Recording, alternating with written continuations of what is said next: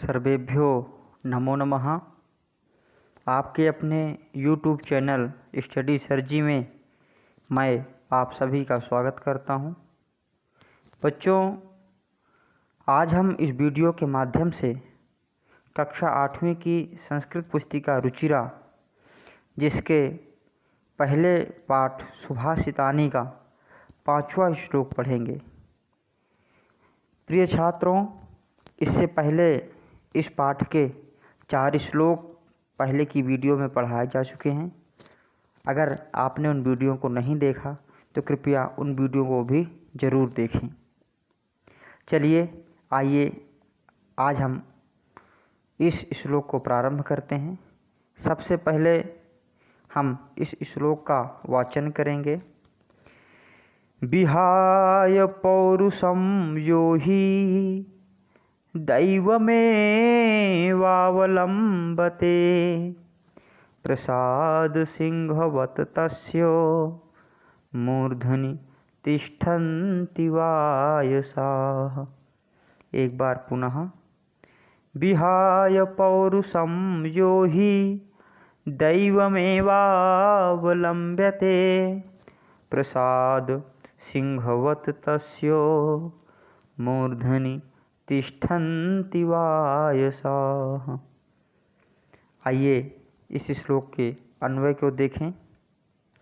यह पौरुषम विहाय ही दैव एव अवलम्बते। यह पौरुषम विहाय दैवम एव अवलम्बते प्रसाद सिंहवत् तस्य मूर्धनि वायसाः तिष्ठन्ति। बच्चों, आइए इस श्लोक के शब्दार्थ को देखें। यह जो व्यक्ति पौरुषम पुरुषार्थ को विहाय छोड़कर दैव अर्थात भाग्य को एव ही अवलंब्यते सहारा बनाता है।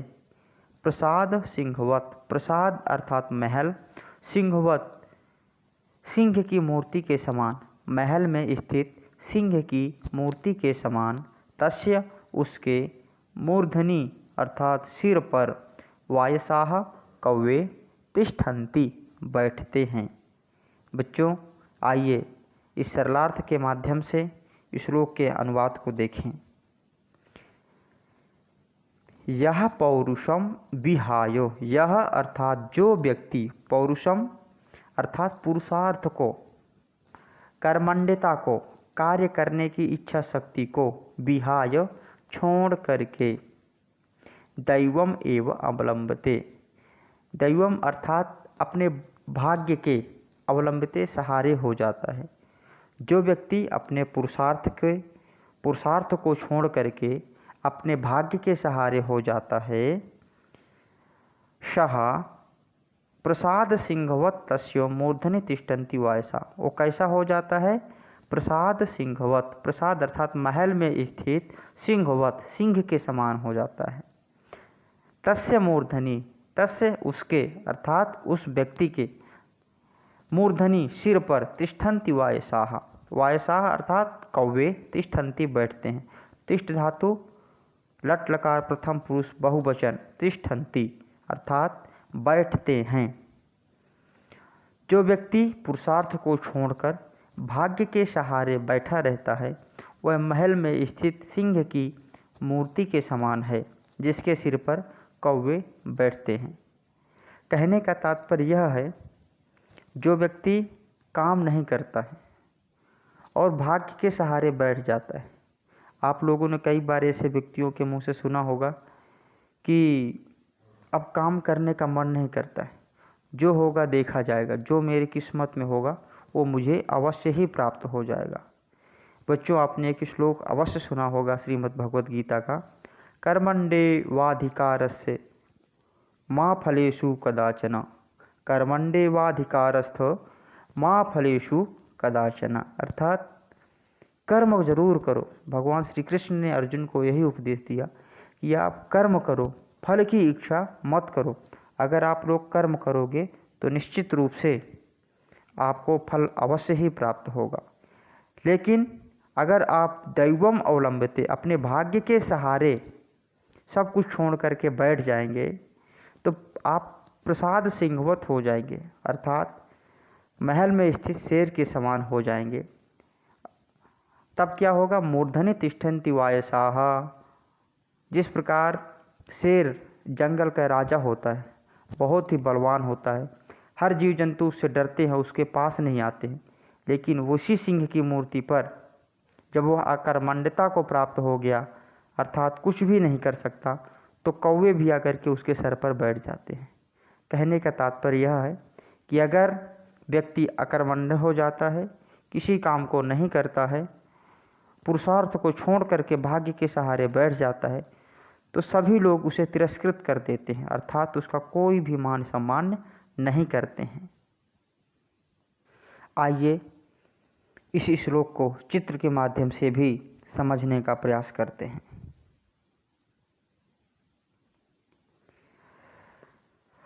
आपके स्क्रीन पर दो चित्र दिखाई दे रहे हैं।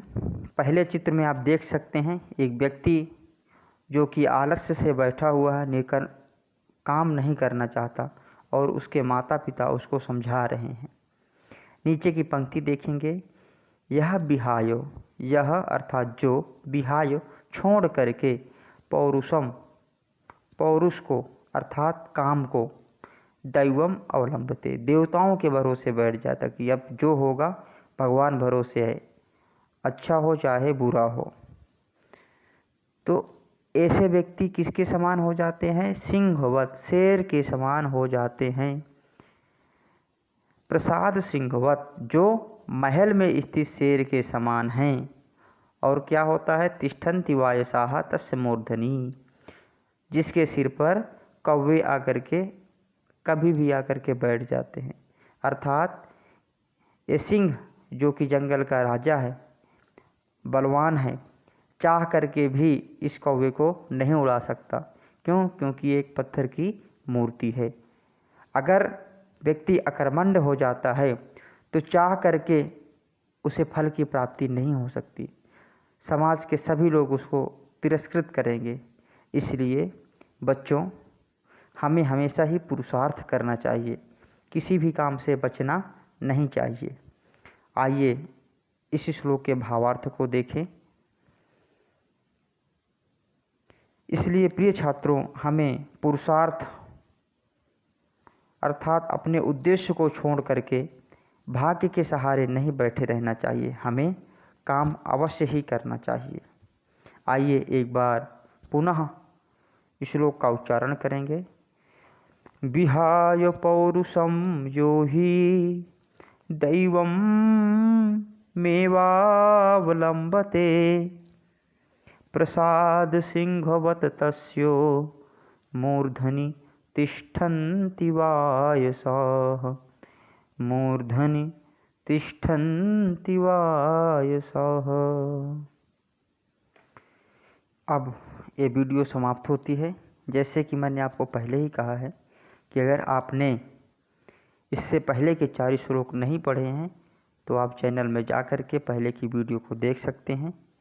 एक बार पुनः आप लोगों से अनुरोध करता हूं कि आप लोग समय से अपना गृह कार्य करते रहें, और